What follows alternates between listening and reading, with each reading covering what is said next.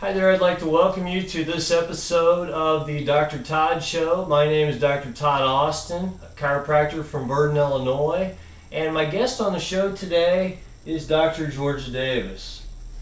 Dr. Davis is a neuropsychiatrist in private practice in Springfield, Illinois for over 25 years now. She helps children, adolescents, and adults with complex conditions that have not previously come under satisfactory control. She utilizes both diagnostic and treatment interventions that span psychiatric, hormonal, neurological, and immunological specialties. She also takes pride in co-managing her patients' cases with other allied health professionals when necessary to bring about better outcomes. So, Dr. Davis, we're going to talk about thyroid dysfunction today on the show. My first question for you is, can you give our viewers an example of the types of stubborn conditions that you encounter in your practice? And tell us how a better outcome might be forthcoming and how a fresh approach might differ from the treatments that have been previously given to these patients? I appreciate the opportunity to do that today, Todd, because many of the patients that come to me have been to many other doctors and been given many medications for depression or anxiety and almost given up hope because they haven't been successful, or they're successful for a small amount of time and then they don't work anymore. But I find that if I cast a broader net and start looking at other possibilities, medical diagnoses that may have been missed, then we can often get a wonderful outcome by doing that. And thyroid is something that is often missed, particularly in females, and particularly in people that feel tired and fatigued. Exactly. People that are gaining weight, people that are cold and everyone else is comfortable, people that have noticed that their hair is dry or their skin is dry. Some of these things we can learn by asking the patient and getting a good history, but other things we can pick up on physical exam. And so thyroid is so common a cause for a depression not coming under robust control that it should be something that is on every physician's mind and every patient should know about, so that if the physician doesn't think about it, the patient advocates for themselves and brings it to the fore. What signs should we look for? And also, I know that we can do lab work for thyroid testing, so can you explain to our viewers what those signs would be, how we would find them on exam? I'd like to do that very much, because knowing that patients can check themselves. They have a good sense of how their skin feels and whether it's gotten dry. Their hair has gotten dry. They should check their heels and see if there's cracking or drying of the heels. They should look at their fingernails and see if there are ridges in their fingernails. Some of my patients that have thyroid conditions have difficulty swallowing, or they don't like turtlenecks like you're wearing, Dr. Todd. Okay. Because there's been a swelling in the thyroid and that becomes uncomfortable. So of course the physician should check for swelling of lymph nodes and for an enlarged thyroid. They also listen to the heart and take the blood pressure, because there may be changes there. The person may have shortness of breath, they may have sleep apnea, they may have palpitations because they're anxious because they can't get their breath, and because their stamina is low and they have difficulty with exertion, they may get very out of breath very quickly without really having that much exercise provoke it. They get dismayed because they may try to lose weight and be unsuccessful. And the weight gain, of course, makes other things more difficult as well. True.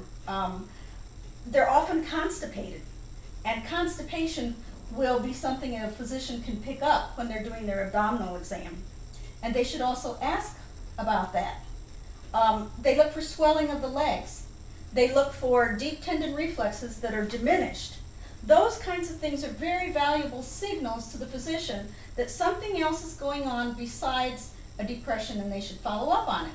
So what I do before jumping to lab tests, which involves spending money and taking time to do that, True. is I ask them to take their first morning temperature before rising.